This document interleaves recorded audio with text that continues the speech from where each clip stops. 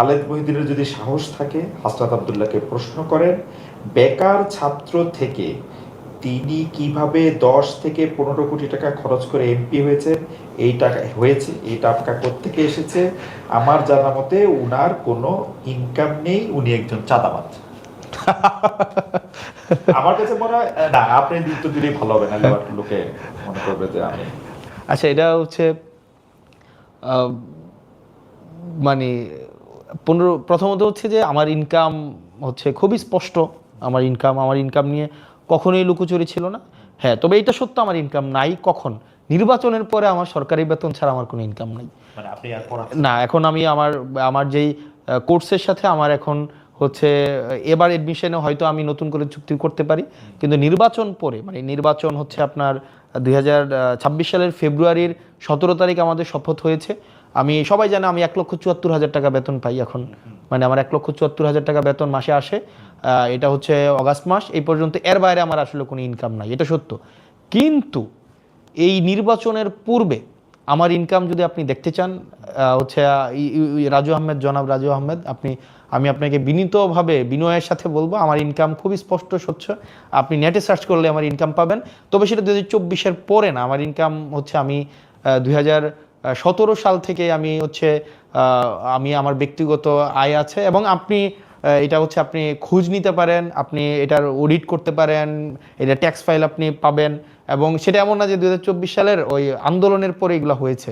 আমি হোপ প্রকাশনী নামে একটা প্রকাশনী আছে, যেটা এখনও আছে, আমি সেখানে চাকরি করেছি, কাজ করেছি। প্যানাসিয়াতে আমি চাকরি করেছি, আমি ফোকাসে পড়িয়েছি, রেটিনাতে পড়িয়েছি। আমি হচ্ছে আমার নিজের প্রতিষ্ঠান স্কুল অফ এক্সিলেন্স আমার আছে, এবং আমি সেই প্রতিষ্ঠানের যে আমি ওনার, সেটা 2023 সালের জুন মাসে সেটার হচ্ছে ডিড আছে আমার, একদম দলিল বা ট্রেড লাইসেন্স সেটা 2023 সালের জুন মাসে আমার ট্রেড লাইসেন্স আছে। তো তার মানে হচ্ছে ইনকাম মানে সবসময় ছিল। তো এবার যেটা আসে যে উনি একটা প্রশ্ন, ওনার একটা জায়গা ছিল 10-15 কোটি টাকা নির্বাচন করতে লাগে। এটা অসত্য। মানে হয়তো লাগে 50 কোটি টাকা অনেকে খরচ করেছে, বা 100 কোটি টাকা। প্রধান যে আপনার প্রতিদ্বন্দ্বী হওয়ার কথা, উনি তো নির্বাচনেই ছিলেন। উনার নির্বাচন করতেই মানে উনার ঋণে আছে 100 কোটি টাকা, আমি সেটা বলছিলাম। অর্থাৎ উনি এবার নির্বাচনের জন্য অযোগ্য হয়েছে, কিন্তু নির্বাচনে তো ছিল। আমার প্রশ্ন হচ্ছে যে উনি যেটা বলেছেন 10 থেকে 15 কোটি টাকা যেই খরচের বিষয়টা, আমার নির্বাচন করতে আমার ব্যক্তিগত পকেট থেকে কোনো টাকা খরচ হয়নি, আমার ব্যক্তিগত পকেট থেকে। কিন্তু নির্বাচন করতে খরচ হয়েছে যেই খরচ মানুষ নিজে দিয়েছে, এবং এটা খুবই স্পষ্ট।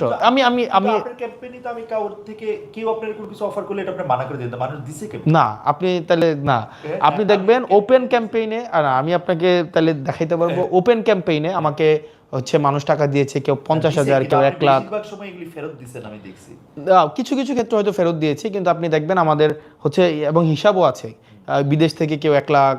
এবং আমি অনলাইনে কোনো ফান্ড রেজ করিনি আমার নির্বাচনে, আমি অফলাইনে ফান্ড রেজ, অর্থাৎ আমি একটা প্রোগ্রাম করেছি, ওই প্রোগ্রামে এসে মানুষ অংশগ্রহণ করেছে। তো স্বাভাবিকভাবে আমাদের নির্বাচনে মনে খরচের লিমিট ছিল 43 লাখ টাকা। মানে একজন 43 লাখ টাকা খরচ করতে পারবে, বা 37 লাখ টাকা মনে হয় খরচ করতে পারবে। একটু এদিক সেদিক, হ্যাঁ। অর্থাৎ 10 টাকা করে পার ভোটার 10 টাকা করে। আমার ভোটার ছিল 4,13,000 ভোটার ছিল। তো এটা প্র্যাকটিক্যালি আসলে পসিবল না যে আমার হচ্ছে 4,13,000 10 টাকা করে 40 লাখ টাকা। আমরা দেখিয়েছি 43 লাখ টাকা, এবং পার্লামেন্টে এটা নিয়ে কথাও বলবো। এটা কারণ সংসদ সদস্যরা মিথ্যা বলেই পার্লামেন্টে ঢুকে, একদম এটা মানে এটা নিয়ে বলবো। আচ্ছা, এখানে না, ইনস্ট্রুমেন্টাল নির্বাচনে কিছু ইনস্ট্রুমেন্টাল কস্ট আছে, এটা সত্য। ইনস্ট্রুমেন্টাল কস্ট, যেমন আবার পোস্টারিংয়ে কোনো ইনস্ট্রুমেন্টাল কস্ট ছিল না। যেমন বেশিরভাগ ক্ষেত্রে ইনস্ট্রুমেন্টাল কস্ট কোথায় লাগে, যেমন আপনি ক্যাম্পেইন করাতে আপনি 500 লোক নিয়ে আপনি ক্যাম্পেইন করবেন, তারপর যে মানুষকে খাওয়াবেন। আর কেউ যদি ভোট কিনতে চায় সেটা তো ডিফারেন্ট বিষয়। এবার আসেন আমার জায়গায়, এই জায়গাগুলো হচ্ছে নির্বাচনের খরচের খাত। এবার আমার জায়গায় আসেন, আমি নির্বাচনে কোনো একটাও আমি বড় সমাবেশ করি নাই, আমি ছোট ছোট উঠান বৈঠক করেছে, এবং উঠান বৈঠকের খরচ ওই এলাকার যে উঠান বৈঠক করেছে ওই এলাকায় খরচ হয়েছে। তারপরে হচ্ছে আমি মানে কাউকে যে ভোট কেনার তো প্রশ্নই আসে না, মানে ভোট কেনার যে টাকা দিয়ে ভোট কেনা। এবং আমার নির্বাচনের বা আমার রাজনীতির যে জায়গাটা বলেন, আমার রাজনীতির একটা গুরুত্বপূর্ণ জায়গা হচ্ছে cost effective politics. Until and unless আপনি রাজনীতির খরচ যদি কমাইতে না পারেন, আপনি কোনোভাবেই দুর্নীতির বাইরে থাকতে পারবেন না। ফর এক্সাম্পল এইটা হইলো আপনি একদম মানে কি বলবো হেডলাইন করার মতো একটা বলতে, রাজনীতির খরচ যদি কমানো না যায় তাহলে দুর্নীতি কোনোভাবেই বন্ধ করা যাবে না। রাজনীতির খরচটা কি পপুলার ডিমান্ড, মানে লোকে কি এমপি হাসনাত আব্দুল্লাহ এই খরচটা করুক এটা চায়? মানে দেখেন, আমি যদি বলি একদম শুরু থেকে আমার একটা কথা ছিল, আপনি ফ্রিতে ভোট দিলে আপনি ফ্রিতে সার্ভিস পাবেন। ফ্রিতে ভোট দিবেন, ফ্রিতে সার্ভিস নেবেন, সিম্পল। কিন্তু বেশিরভাগ ক্ষেত্রে যেটা হয়, আমার নির্বাচনে যদি 10 কোটি টাকা আমার ইনভেস্ট করতে হয় বা 15 কোটি টাকা ইনভেস্ট করতে হয়, মানে আমি ইনভেস্ট করলাম নির্বাচনে, কি খরচ করলাম, আমি হয়তো এলাকার হচ্ছে ওই কর্মীদেরকে টাকা দিলাম, আমি হচ্ছে ধরেন ভোট কিনলাম, আগের রাতে টাকা পাঠাইলাম, সিএনজি পাঠাইলাম, অটো পাঠাইলাম, খাওয়ার খরচ দিলাম। তাহলে কিন্তু নির্বাচনের পরে আমার প্রথম যেই টার্গেটটা হবে সেটা হচ্ছে প্রত্যেকটা কাজের থেকে আমি হচ্ছে কমিশন খাবো, প্রত্যেকটা কাজ থেকে আমাকে কমিশন খাইতে হবে। এবং হচ্ছে দেখা যাবে ওই মসজিদের টাকা আসবে 10 লাখ টাকা, আমি এখান থেকে টাকা খাবো, আমার পিআইইউ থেকে টাকা খাবো, ইঞ্জিনিয়ার থেকে টাকা খাবো, পোস্টিং প্রমোশনের টাকা খাবো, নিয়োগ থেকে টাকা খাবো। যেমন আমাদের এমপিদের কিন্তু কিছু নিয়োগেরও আমাদের কিছু আমরা উপদেষ্টা থাকি নিয়োগ বোর্ডের, ওগুলা থেকে আমি টাকা খাবো। এখন দেখা যাবে এটা একটা ভিশিয়াস সাইকেল, মানে এই সাইকেল থেকে আপনি এসকেপ করতে পারবেন না। এই সাইকেলটাকে ব্রেক করাই ছিল আমার প্রথম টার্গেট। সেজন্য আমি একদম ফ্রম ডে ওয়ান আমি যখন সিদ্ধান্ত নিয়েছি আমি নির্বাচন করব, আমার ছিল আমি যদি 500 ভোটও পাই আমি টাকা খরচ করব না, একদম ফ্রম ডে ওয়ান, যে আমার টাকা ছাড়া। এখন আপনি প্রশ্ন করতে পারেন যে আপনার টাকা খরচ হয় নাই, কিন্তু টাকা মানুষ খরচ করবে, আমার জন্য মানুষ খরচ করছে, এখন তাকে আমি ফ্রিতে সার্ভিস দিই। এখন আপনাকে একজন এটার ক্ষেত্রে আপনি একটা, আচ্ছা আমার সাউন্ডটা কি ঠিক হয় নাই? এটা বাড়ান যাচ্ছে তো বাড়াই দেন কার্ডের মাধ্যমে। আমি তো জিনিসটা হচ্ছে যে মানে দুইজনের সাউন্ড পাওয়া যাবে না একটা ইয়ার মধ্যে, মানে টেকনোলজির এই অবস্থা। যাই হোক, আমি যেটা বলি, আমি এই জায়গাটা যদি স্পষ্ট করি, আমি একটু প্রশ্নটা করি, তাহলে এটা একটু বোঝা যাওয়ার একটু জায়গা, যে এটা কি একদম পাওয়া যাচ্ছে না? পাওয়া যাচ্ছে একটু কম। আর আমি আমার প্রশ্নটা হচ্ছে হাসান, আমি যেটা জানতে চাই যে ধরেন আপনার ক্যাম্পেইনে আমি ধইরা নেই যে অঙ্কের সুবিধার্থে 10 লাখ টাকা খরচ হয়েছে, তো সেই 10 লাখ টাকা খরচের মধ্যে আপনার একদল বন্ধু সেই 10 লাখ টাকা দিছে, আর আপনার যারা ভোটার তারা এই 10 লাখ টাকা দিছে।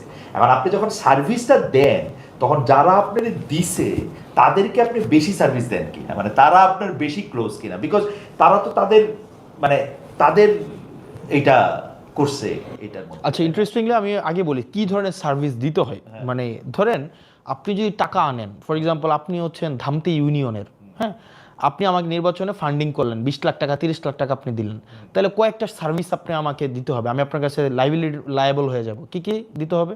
যেমন আপনার এলাকায় গরু বাজার হবে, তখন দেখা যাবে এই গরু বাজার আপনাকে দিতে হবে আমার, তখন আপনি আমাকে ধরেন ওই আপনার এলাকায় ধরেন কোন একটা নিয়োগ হবে, কাজী নিয়োগ হবে, তখন দেখা যাবে সেইখানে আপনি হচ্ছে ইন্টারফেয়ার করার চেষ্টা করবেন। আপনার এলাকায় একটা জলমহল হচ্ছে আপনার এলাকায় হচ্ছে টেন্ডার হবে, তখন দেখা যাবে আমি সেখানে লায়াবল হব। এখন প্রশ্ন হচ্ছে আমি কি এই ধরনের কোনো ব্যক্তি থেকে টাকা এনেছি কিনা, তাদেরকে এই সুযোগটা দিয়েছি কিনা? উত্তর হচ্ছে না। অর্থাৎ কোনো একটা নির্দিষ্ট ব্যক্তি আমাকে 50 লাখ টাকা দিবে, 20 লাখ টাকা দিবে, 10 লাখ টাকা দিবে, এবং সেটা হচ্ছে কি যে সেটা হচ্ছে একদম আপনার আর আমার নিজস্ব বোঝাপড়া থাকবে, বিষয়টা এমন না। আমাকে যদি মানুষ টাকা দিতে চেয়েছে সেটা প্রকাশ্য দিবালোকে সবার সামনে যে আমি টাকা দিতে চাচ্ছি, অন কন্ডিশন যে আমি আপনার কাছে অ্যাকাউন্টেবল না, এবং এর বিনিময়ে আমি আপনাকে কিছু দিতে পারবো না, এবং এটা দেবিদ্বারে সবাই জানে না। এখন ইয়েস, এটা থাকবে কখন যখন আপনি তার সাথে কোনো ধরনের সিক্রেট কোনো আন্ডারস্ট্যান্ডিং এ যাবেন, যেমন যেহেতু এটা প্রকাশ্যে, এবং এটা যে আমি আপনাকে টাকা দিবেন, এটা হচ্ছে যদি দিয়েছেন নির্বাচনে, এবং আমাদের একটা কমিটি ছিল, এবং এই টাকা আমরা সরাসরি কোনোভাবে ইয়া করি নাই। এবং আমরা বেশিরভাগ ক্ষেত্রে আমার নির্বাচনে যেটা করেছি, instead of receiving liquid money, আমরা বলেছি ওকে ফাইন, আপনি আপনার এলাকার দায়িত্ব নেন, আপনি আপনার এলাকার হয়তো ধরেন এই প্রোগ্রামটা করেছেন, ওখানে খাওয়ার দায়িত্ব দেন, অথবা এটার হচ্ছে ব্যানারটা করে দেন, অথবা চেয়ারগুলো দিয়ে দেন, সিম্পল। এখানে আমার ব্যক্তিগতভাবে বা আমার পার্টি ব্যক্তিগতভাবে ফ্রম ডে ওয়ান আমরা চেষ্টা করেছি রাজনীতিটাকে হচ্ছে আপনার টাকার বাইরে নিয়ে আসা। আদারওয়াইজ আমি যদি ধরেন টাকা নিতাম, তাহলে এখন কি হইতো, সামনে নির্বাচন আছে, আপনাকে আমার মনোনয়ন দিতে হইতো, গরু বাজার দিতে হইতো, আপনাকে আমার হচ্ছে জলমহল দিতে হইতো, আপনার বাড়ির রাস্তা পাকা করে দিতে হইতো, কাজী নিয়োগে আপনাকে প্রাধান্য দিতে হইতো।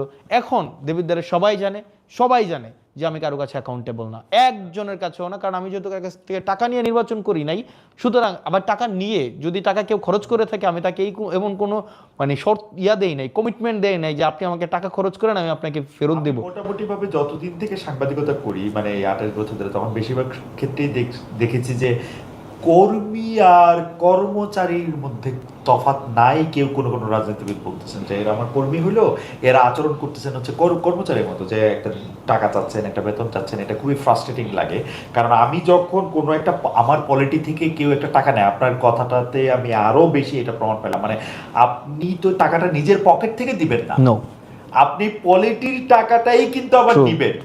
আপনি টাকাটা নিবেন এবং যে কোনো নেয়া দেওয়ার ক্ষেত্রেই আপনি যদি 5 টাকা ওনাদেরকে দেন, আপনি আসলে 15 টাকা ওনাদের থেকে নিয়ে নেবেন। তো সেইটা ওনাদের জন্য কিন্তু আসলে সস্তা পড়ে যদি ওনারা, এবং এটা এক ধরনের প্রায়োরিটি ইনভেস্টমেন্ট। আপনাকে ইনভেস্ট করছে, আপনি হচ্ছে কেউ অনার চায়, কেউ পদ চায়, কেউ টাকা চায়। আপনি কোন ফর্মে, 3টা ফর্মে হচ্ছে আপনি ফেরত দিবেন। কেউ তো হয়তো আপনি তাকে সম্মান দিয়ে কোনো একটা পদ দিবেন, অথবা তাকে কোনো ফর্মে তাকে হচ্ছে অ্যাকোমোডেট করবেন, অথবা তাকে কোনো একটা ব্যবসাপাতি দিবেন। আপনি আমার দেববিদ্যালয়ে খোঁজ নিতে পারেন, এটা যেহেতু পাবলিক প্রোগ্রাম সবাই জানে এবং এখন অ্যাক্সেস টু ইনফরমেশন সবার কাছে আছে, প্রশাসনিক ট্রান্সপারেন্সি আছে। আপনি দেখবেন আমি কোনো বিষয়ে মানে সব কিছু, এটা পলিসি যেটা হওয়ার কথা ওভাবেই হবে, যে কেউ আমরা টেন্ডার ম্যানিপুলেশন করতে যাওয়া, কাউকে নির্দিষ্টভাবে কাজ দিয়ে দেওয়া, এই বিষয়গুলোর আমি এগুলার আমার কোনো কিছু লাইবিলিটি নাই। ইভেন আমার কর্মীদের কাছেও আমি কোনো কমিটেড না যে আপনি যেহেতু আমার জন্য নির্বাচনে, যেমন আমি হচ্ছে নির্বাচনের ইমিডিয়েট পরপরই আমি একটা প্রবলেম ফেস করি, সেটা হচ্ছে যে আপনার কিছু দুইজন লোক আসে যে তার মেয়ে হচ্ছে এসএসসিতে ফেল করেছে, তো তার ফর্ম ফিল আপটা যেন আমি টেস্টে ফেল করেছে, তার ফর্ম ফিল আপটা করার জন্য যেন আমি হচ্ছে হেডমাস্টারকে বলে দিই। তো আমি বললাম এটা কেন বলবো, কারণ স্কুলের তো নিয়ম আছে, ফেল করলে তাকে অ্যালাউ করবে না। তখন উনি বললো আমি তো আপনার জন্য নির্বাচনে কাজ করছি। তা আমার প্রশ্ন হচ্ছে যে আমি তো আপনাকে এই কমিটমেন্ট দেই নাই যে আপনি আমার জন্য নির্বাচনে কাজ করলে আপনার মেয়ের ফর্ম ফিল আপ আমি ফেল করলেও করাই দিব। বরং এটা হইতে পারতো যে কিছু টাকা যদি আপনি টাকার দিতে পারছেন না, 10,000 টাকা হয়তো ফর্ম ফিল আপ, এক্ষেত্রে তো আমরা রিকোয়েস্ট করতে পারতাম। এটা আমাদের একজন জনপ্রতিনিধি হিসাবে এটা আমাদের একটা মানে এই যে পজিটিভ ভাবে অ্যাপ্রোচ করার, এটা অন্তত আপনি এক্সপেক্ট করতে পারেন আমার কাছ থেকে। তো সবাই এই এক্সপেকটেশনটা করে, তবে আমি এই জায়গাটা আস্তে আস্তে এটার লাগাম টানার চেষ্টা করছি, কারণ জনপ্রতিনিধি থেকে আপনি যত বেশি এক্সপেকটেশন রাখবেন, আনফেয়ার এক্সপেকটেশন, যেমন কিছুদিন আগে আমার এলাকায় একটা কাজী নিয়োগ হয়েছে, কাজী নিয়োগে সবার একটা প্রত্যাশা ছিল যে কাজী হয়তো আপনার দেখা যাবে বিভিন্ন দল থেকে তদবির আসা শুরু হয়েছে, কিন্তু আমরা আমাদের জায়গায় রিজিড ছিলাম যে পরীক্ষায় ভালো করবে, ভাইবাতে ভালো করবে, আমরা তাকেই হচ্ছে নিয়োগ দিব। তো ভাইবাতে যে ভালো করেছে 10 জন। কাজী নিয়োগের অথরিটিকে, কাজী নিয়োগের একটা বোর্ড থাকে, 5 জনের বোর্ড। এখানে যিনি সংসদ সদস্য থাকে তিনি থাকেন উপদেষ্টা, তারপরে ইউনো থাকেন, সাব রেজিস্ট্রার থাকেন। পর্যন্ত কি এমপির কথাতেই আসলে মানে ফাইনাল, এখানে যেহেতু আপনি যেটা বললেন এমপি কি আসলে ফাইনাল এটা দিতে পারেন। হ্যাঁ, হায়ারার্কি যেহেতু দেখেন আপনি স্বাভাবিকভাবে আপনার ওয়ারেন্ট অফ প্রেসিডেন্সি আমি 13, একজন ধরেন এখানে একজন ইউনো যিনি আছেন, হ্যাঁ, উনি স্বাভাবিকভাবে ওয়ারেন্ট অফ প্রেসিডেন্সের নাই। তো এখানে ভাইভা বোর্ডে কে আছেন, একজন ইউনো থাকেন। আমি এমনি জানতে চাইছি প্র্যাকটিসটা হচ্ছে কি, ধরেন ওয়ারেন্ট অফ প্রেসিডেন্সি একজন অ্যাসিস্ট্যান্ট জজও নাই, হ্যাঁ, কিন্তু অ্যাসিস্ট্যান্ট জজের যে ক্ষমতা আছে সেটা আবার এমপি সাহেবেরও নাই, ট্রু, কারণ উনি বিচার করেন। আবার জুরিসডিকশন যদি আপনি চিন্তা করেন, একজন থানার ওসির যে জুরিসডিকশন সেটা একজন আইজির নাই, ট্রু। মানে এইভাবেই কিন্তু এটা হচ্ছে কি অনেক বছর ধরে প্র্যাকটিস হয়ে আসছে, কারণ এটা যেহেতু আমাদের রেজুলেশনে যাবে। আমি জাস্ট ক্লিয়ার করি। তো দেখা গিয়েছে যে আপনার স্বাভাবিকভাবেই এমপি যেটা চায় স্বাভাবিকভাবেই এটা হয়ে থাকে, কিন্তু আমরা এটা চাই না, কারণ এটা প্র্যাকটিস। থিওরি হওয়ার কথা ছিল কি, বা আদর্শিক জায়গাটা কি হচ্ছে, একদম আইডিয়াল সিচুয়েশনে যে ক্যাপাবল তাকে 5 জন মিলে হচ্ছে রেফার করবে, কারণ এটা 5 জনেরই সিগনেচার লাগবে। সাব রেজিস্ট্রার সিগনেচার করবে, সংশ্লিষ্ট ইউনিয়নের চেয়ারম্যান সিগনেচার করবে, এমপি সিগনেচার করবে এবং ইউনো সিগনেচার করবে। আমরা ওই ভাইবা বোর্ডে যে সবচেয়ে ভালো করেছে তার কোনো রেফারেন্স ছিল না, আমরা তাকে রেফার করেছি। তো সেই জায়গা থেকে, কারণ আমি কারো কাছে অ্যাকাউন্টেবল না, ইভেন আগামী বছর যদি মানুষ আমাকে ভোট নাও দেয়, যে অনেকে হয়তো ভাবছিল যে হয়তো কিছু ইলিসিট সুবিধা সে আমার কাছ থেকে পাবে, সে হয়তো ভাবছে যে হাসনাত ভাইয়ের ভোট দিয়ে হয়তো ভুল করছি, আমাকে তো কোনোভাবে অ্যাকোমোডেট করছে না, আগামী বছর ভোট না দিলে জনপ্রতিনিধিত্ব করব না। এর মানে এই না যে আমার একদম লাইবিলিটি আছে যে আমাকে নির্বাচিত হইতেই হবে আবার টাকা খরচ করে, এই ধরনের কোনো বাধ্যবাধকতা নাই। ইন্টারেস্টিং। মানে আমি একটা জিনিস চিন্তা করতেছিলাম যে ধরেন আপনার কাছে যদি, আপনি একজন এমপি হিসাবে আপনার কাছে যদি ইয়াগুলি এইভাবে থাকে, তাহলে কিন্তু আপনাকে বিতর্কিত করাও আসলে খুব সহজ। সহজ, ডেফিনেটলি।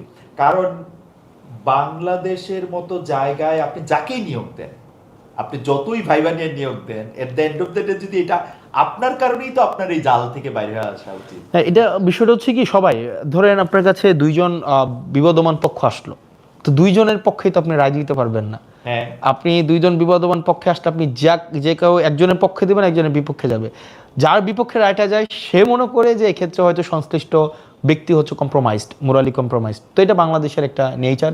তো এই জায়গা থেকে আমাদের দিন দিন বের হয়ে আসতে হবে আর কি।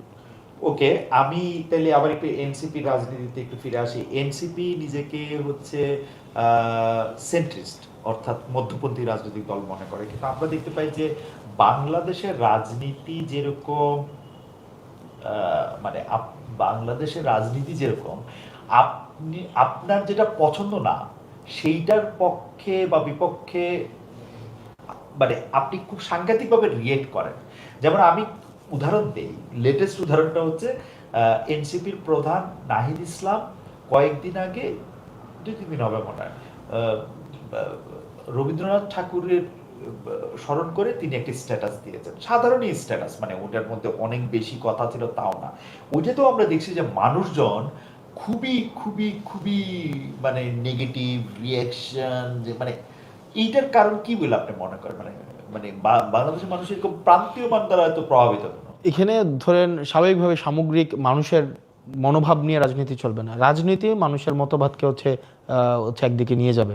আপনি যদি সবসময় মানে মেজরিটি মাইনরিটি দিয়ে সব কিছু, অনেক সময় একটা মেজর একটা অংশ হচ্ছে ভুল পজিশন নিতে পারে, আবার অনেক সময় মাইনর একটা অংশ হচ্ছে সঠিক পজিশন নিতে পারে। তো সেক্ষেত্রে মানুষ হচ্ছে একটা নির্দিষ্ট অবস্থানে রিয়েক্টিভ হওয়া মানেই যে এটাই আবার সামগ্রিক সমাজের চিত্র, বিষয়টা এমন না। তো হচ্ছে আপনি ম্যাক্সিমাম মানুষ নাহিদ ইসলামের হচ্ছে একটা পলিটিক্যাল পজিশনকে রিয়েক্ট করেছে, প্রতিক্রিয়া জানিয়েছে, এর মানেই যে নাহিদ ইসলামের অবস্থানটা ভুল, কি বিষয়টা কিন্তু এমন না। মাঝে মাঝে এমন হতে পারে যে মানে পলিটিক্যাল রাইট পজিশনটা খুব কম মানুষই মাঝে মাঝে নেয়, আবার বেশিরভাগ মানুষও হইতে পারে যে পলিটিক্যালি রং পজিশন নিয়েছে বা নিচ্ছে। আর মনে হয় টেকনিক্যাল একটা ইস্যু হচ্ছে না? আমার মনে হয় যে মাইকটা কাজ করতেছে না। কাজ করতেছে, এত দর্শকের অসুবিধা কেন হচ্ছে?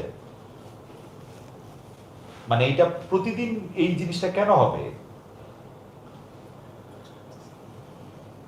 আর এইখানে এত মানে মানে আমি লাইভে আছি, তারপর আমি কইতে বাধ্য হচ্ছি যে এখানে এত নড়াচড়া করার দরকারটা কি?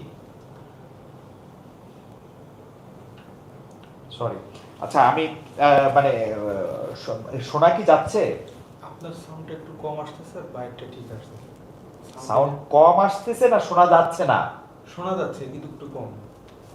আচ্ছা, আমি যেটা বলতে চাইছিলাম যে এইটা আপনারা রাজনীতির ক্ষেত্রে ঠিক করবেন, কিন্তু কয়েকটা ইস্যুর ক্ষেত্রে, যেমন আপনি এখানে যখন আসবেন তখন একটা বিষয় অনেকেই আপনার কাছে জানতে চেয়েছেন যে নারীর অধিকার, নারীর মর্যাদা, নারীর শিক্ষা, এমনকি যারা মানে নারীর জীবিকা, ওটার ক্ষেত্রেও আপনারা বা আপনার দল কি ভাবছেন আসলে? মানে এটা কি কোনো একটা স্পেশাল কোনো কিছু, যেমন অনেকে এরকম বলেন যে নারীদের আর পুরুষদের আলাদা শিক্ষা কার্যক্রম অংশগ্রহণ করা উচিত, বর্তমান ব্যবস্থাপনায় নারীদের ঘরে থাকলে আরেকটু আমি ভেবেছিলাম যে আপনি প্রশ্নতে এটা করবেন যে নারীদেরকে আপনারা শিক্ষার সুযোগ দিবেন কিনা, কর্মসংস্থানের অনুমতি দিবেন কিনা। আমি ভেবেছিলাম এটা। এই কোশ্চেনটা সিরিয়াসলি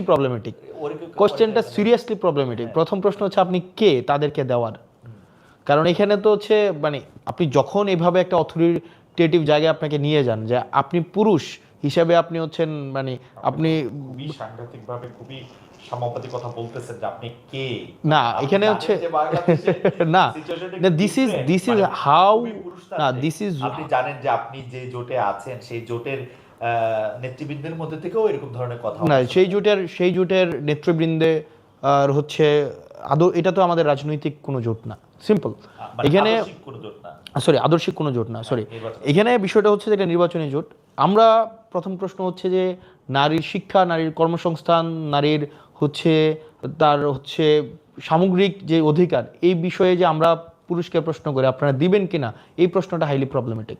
প্রথমত হচ্ছে একটা নারী স্বনির্ভর একটা বিষয়, নারী একটা স্বকীয় বিষয়, এবং তার মতামত গ্রহণের সিদ্ধান্ত, কর্মসংস্থানের সিদ্ধান্ত, শিক্ষার সিদ্ধান্ত সে তার নিজের মতো করে নেবে। এবং এখানে হচ্ছে আমরা এনসিপি নারী পুরুষ এইভাবে দেখি না, নাগরিক আকারে দেখি। আমি যেই সুযোগ সুবিধা পাবো, একটা নারীও সেই ধরনের সুযোগ সুবিধা পাবে। এবং অবশ্যই ইভেন আমরা আমাদের জায়গা থেকে আমরা মনে করি এখানে সমানভাবে শিক্ষা, স্বাস্থ্য, কর্মসংস্থান, এই অধিকারগুলো নাগরিক আকারে সবাইকে সমানভাবে এনশিওর করতে হবে, এবং এটা এনসিপি এক্ষেত্রে দৃঢ়ভাবে কমিটেড। অর্থাৎ প্রথম প্রশ্নই তো আমরা এখানে, আপনি পুরুষ আকারে যে আপনি নিজেকে প্রথমেই একটা মানে এই যে সুপিরিয়র জায়গায় নিয়ে যান, এক্ষেত্রে আমরা এইটার সাথে আমরা সাবস্ক্রাইব করি না। অফকোর্স নট আব্দুল্লাহ, আপনি খেয়াল করেছেন যে নারীরা কোন ধরনের পোশাক পরবে এইটা নিয়ে এক ধরনের রাজনৈতিক বিভাজন সৃষ্টি হয়। এবং সেই ক্ষেত্রে এনসিপি কোন দিকে আছে, যেমন ধরেন আমি মনে করি যে এনসিপি আছে হচ্ছে এই দিকে, যার যেই পোশাক যার যেটা মনে হয় সে সেটা। অবশ্যই আপনার নারী যেই পোশাকে স্বাচ্ছন্দ্য বোধ করবে সে সেই পোশাকে। এখন ওই নারীদের আমরা অনেকে বলি যে শালীনতার পোশাক, তারপর হচ্ছে সভ্য পোশাক।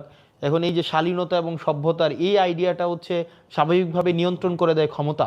আপনার যদি ধরেন আমি একটু কনজারভেটিভ মাইন্ডের হই, আমার ক্ষমতা, আমি যদি ক্ষমতা একই সাথে সাথে ক্ষমতাবান হই, তখন আমার শালীনতার সঙ্গও চেঞ্জ হয়ে যাবে, সভ্যতার সঙ্গও চেঞ্জ হয়ে যাবে। তো সেই জন্য আমরা মনে করি এই শালীনতা, সভ্যতা, ভব্যতা এগুলির সাথে যেহেতু ক্ষমতা সরাসরি হচ্ছে সম্পর্কিত, তা আমরা আমাদের জায়গা থেকে মনে করি নারী সে যেটাতে স্বাচ্ছন্দ্য বোধ করবে, তার কাছে শালীনতার সংজ্ঞা যেটা, তার কাছে সভ্যতার সংজ্ঞা যেটা, ভব্যতার সংজ্ঞা যেটা, সে এটা তার নিজের মতো করে ইন্টারপ্রেট করে সে সেভাবে বিচরণ করবে। এখন প্রশ্ন হচ্ছে এটা কে গ্রহণ করেছে বা কে করে নাই, এই অনুযায়ী যদি সে সিদ্ধান্ত নেয় সেটা তার ব্যক্তিগত সিদ্ধান্ত। Fair enough. আরেকটা বিষয় নিয়ে কথা হয় যে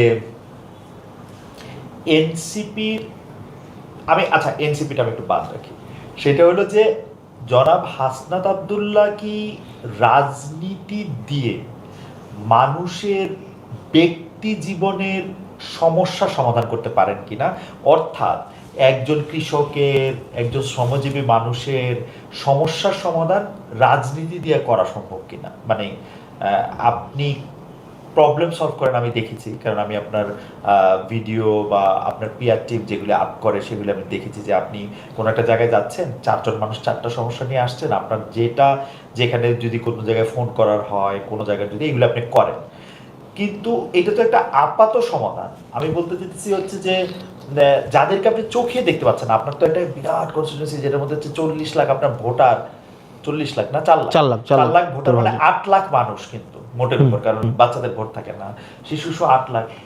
এই যাদেরকে আপনি দেখতে পাচ্ছেন না তাদের সমস্যারও আপনি মানে তাদের প্রতিদিনের জীবনের সমস্যার সমাধানে রাজনীতিবিদ হাসনাত আব্দুল্লাহ একটা ভূমিকা রাখতে পারছেন কিনা। এক নম্বর প্রশ্ন হচ্ছে এটা রাজনীতি দিয়ে সমাধান করা যায় কিনা, উত্তর হচ্ছে রাজনীতি ছাড়া এই নাগরিক সমস্যার সমাধান করার কোনো দ্বিতীয় কোনো উপায় নেই। এটার হচ্ছে আপনি একটা অথরিটেটিভ বা এটার হচ্ছে একটা মিলিটারি কোনো সিস্টেমে এটার সমস্যার সমাধান করা বা অ্যাডহক ভিত্তিতে সমস্যার সমাধান করা সম্ভব না।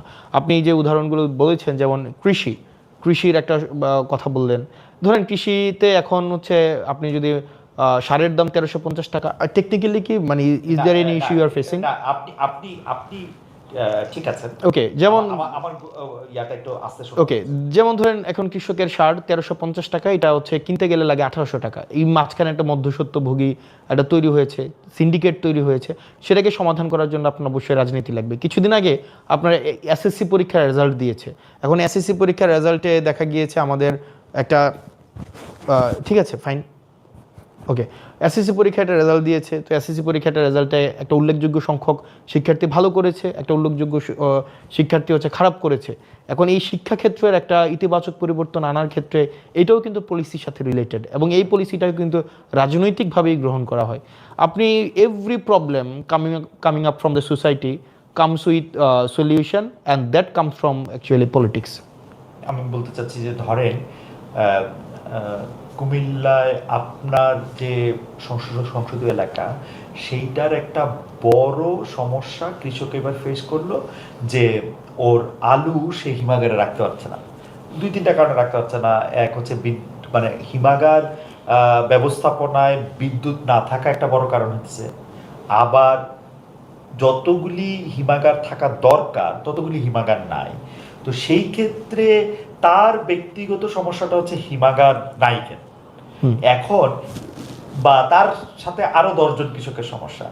এইটা একজন রাজনীতিবিদ এরকম সমস্যার সমাধান কিভাবে করে? কারণ এরকম সমস্যা নিশ্চয়ই কুমিল্লার ওই অঞ্চলে 8 লাখ জনগণ যেখানে আছে, প্রতিদিন বিভিন্ন ফেজে ধরেন 6,000 সমস্যা হইতেছে।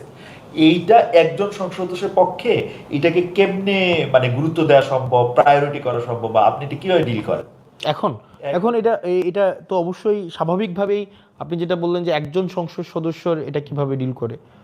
তো প্রথমত হচ্ছে যে এই যে ধরেন আপনি বলেন হিমাগার নাই, বা হিমাগার হচ্ছে একজন কাজ করতে পারছে না, বিদ্যুৎ নাই।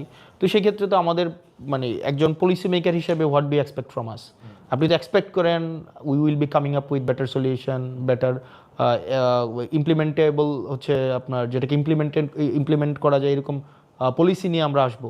তো আমরা তো সেটা নিয়ে এসেছি, যেটা সামগ্রিক শুধু একজন না, একটা সামগ্রিক সমাজ ব্যবস্থা সামগ্রিক সমস্যাটাকে আসলে মূল শেষে অ্যাড্রেস করে।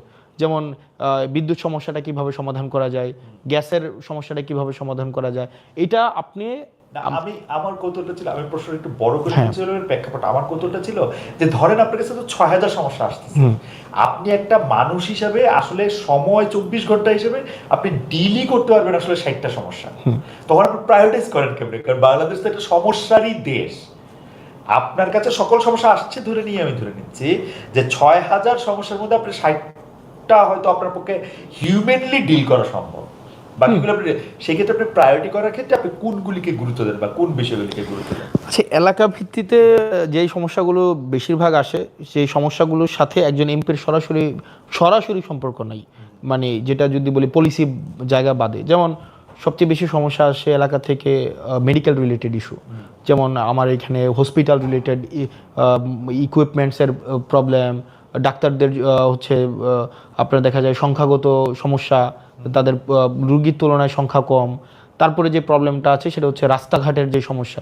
তো আমি আমার জায়গা থেকে এই সমস্যাগুলোকে আমরা হচ্ছে ডিউ দেওয়ার মাধ্যমে আমরা সংশ্লিষ্ট মিনিস্ট্রিতে সেটাকে অবহিত করি যেন এই বিষয়গুলোকে সমাধান করা হয়। এবং প্রায়োরিটি সেট করার ক্ষেত্রে স্বাভাবিকভাবেই আমার প্রথম প্রায়োরিটি হচ্ছে আপনার হচ্ছে এই যে মেডিকেল ইস্যুস, দ্বিতীয় প্রায়োরিটি হচ্ছে ইনফ্রাস্ট্রাকচার, তারপরে একই সাথে সাথে এডুকেশন। তো মোটা দাগে এই 3-4 ভাগে ভাগ করলেই মূল সমস্যাগুলো হয়ে যায়। তারপরে তো ব্যক্তিগত বিভিন্ন প্রবলেম থাকে, সেটাকে ব্যক্তিগত পর্যায়ে বিভিন্নভাবে সমাধান করতে হয়।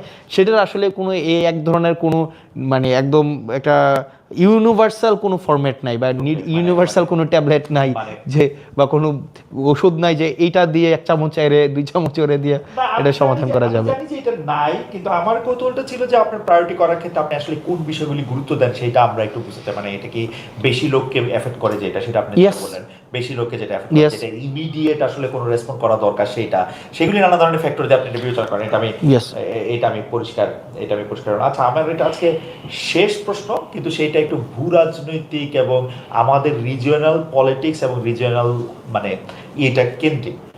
আমরা আসলে ভারত যেহেতু এইখানকার সবচেয়ে বড় দেশ, তো আমরা কিন্তু ভারতকে এক ধরনের বিগ ব্রাদার রোল প্লে করতে বা বিগ ব্রাদার রোলের ইন্টেনশন করতে দেখি, এবং ভারতের কিন্তু নানা ধরনের পলিসির মধ্যে, policy towards in and out পিপলের মধ্যে তাদের নানা ধরনের ঝামেলা আছে। কিন্তু আমরা যখন ইতিহাসের পাতায় ধরেন আজকে থেকে 30 বছর 40 বছর পরে যখন ইতিহাস লেখা হবে, আমরা কোথায় ভারতের কাছে মনে হয় যে হেরে যায়, সেটা হচ্ছে যে দেখেন ইতিহাস যখন 47-এর পরে ভারতের যত পার্সেন্টেজ সংখ্যালঘু ছিল সেই একই পার্সেন্টেজ বা কিছুটা কিছু কিছু জায়গায় খানিকটা বেশি হইলেও আছে। পাকিস্তানে এই সংখ্যা প্রায় শূন্যের কাছাকাছি চলে আসছে, 3 না 2%, মানে সংখ্যালঘু 2 বা 3%। বাংলাদেশে 20%, মানে ওইখানে 20%-এর মতো ছিল, 2 বা 3% হয়েছে। বাংলাদেশে 20% ছিল, সেটা 8% হয়েছে। আমরা আমাদের যারা মাইনরিটি, আমরা যাদেরকে বলতেছি, তারা আমাদের দেশ ছাইরা যাচ্ছে কেন আসলে, মানে এইটার যুক্তিটা কি? যাচ্ছে তো, এটা তো ঠিক, তাই না? এখন এটা হচ্ছে কি, ধরেন আমার প্রশ্নের জায়গাটা হচ্ছে আমার কাছে স্পষ্ট না, মানে ধরেন আপনি মানে আমি বলতেছি যে আমরা মাইনরিটিদের টেক কেয়ার করতেছি না বা অত্যাচার করতেছি যেভাবে আমরা বলি, তখন পাশাপাশি কে করতেছে? ইন্ডিয়াকেও কে করতেছে? মানে আমরা করতেছি। আমরা যারা সংখ্যাগুরু তারা, হ্যাঁ, মানে ইন্ডিয়াতেও আমরা দেখতেছি যে ইন্ডিয়াতে সংখ্যাগুরু সংখ্যালঘুর উপর কিন্তু অত্যাচার করতেছে, নানা রকম খবরই তো আমরা পাই, কিন্তু ইন্ডিয়াতে কিন্তু আমরা মাইগ্রেশন অফ মাইনরিটিস আমরা দেখি না। বাংলাদেশে পাকিস্তানে মাইগ্রেশন অফ মাইনরিটিসটা এভিডেন্ট কেন?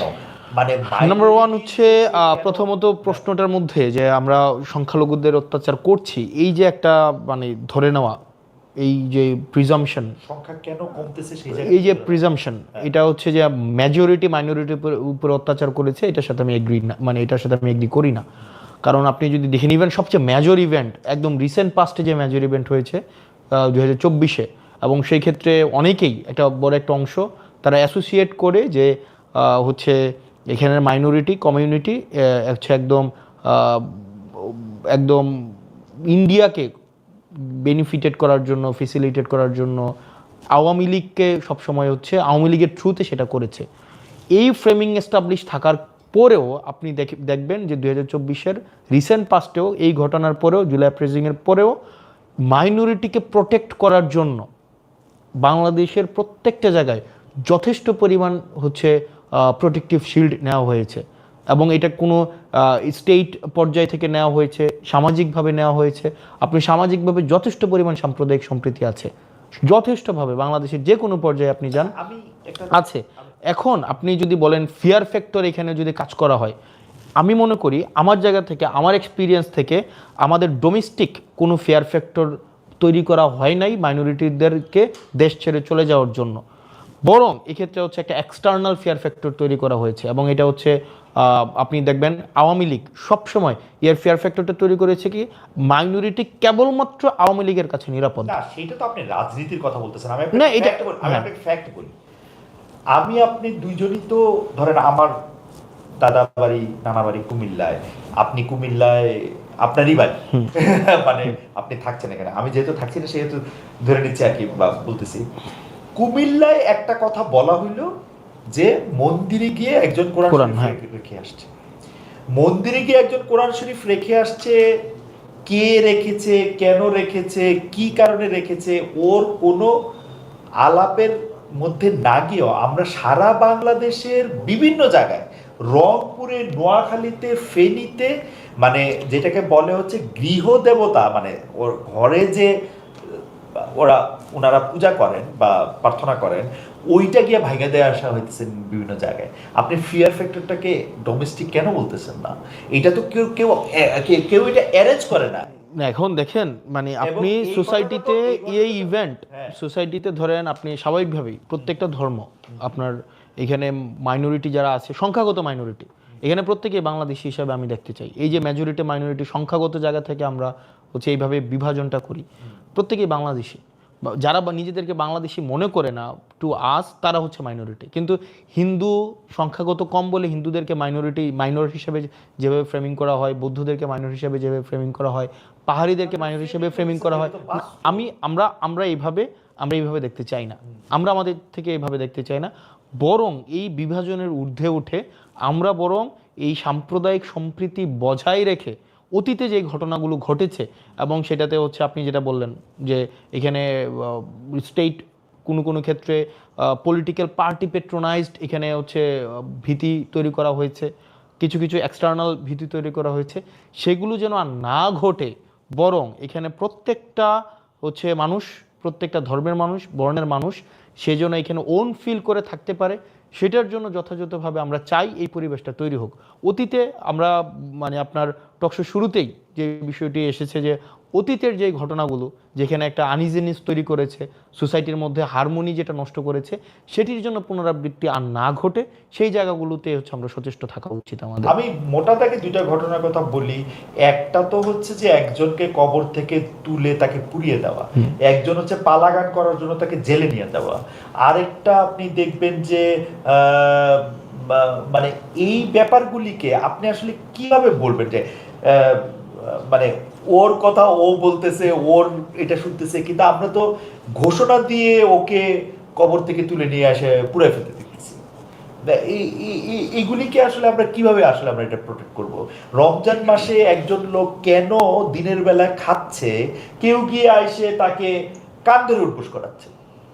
মানে আপনি কোথাকার কোন ধর্মের মধ্যে আপনি এই জিনিস পাইছেন? মানে ধর্ম কোথাও নাই না এখন।